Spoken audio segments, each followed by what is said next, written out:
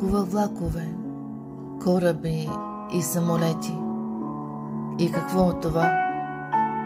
Имам 7 тона умора по себе си и едно недоверие на всичко отгоре. Продължавам да пиша по звездните дневници, а така да не ми се говори. Да си хвана багажа и тръгна на някъде. Май на никъде по-е за мене. Стига вече търпене и чакане. Имам нужда от своя си време. Тази 7 тонна умора нахалница ми тежи по клепачите вечер. И сама се почувствах на себе си странна, а пък тя ми лежи в ръцете. Ще ми писне на шапката, още малко остава. И тогава ще хукна на някъде.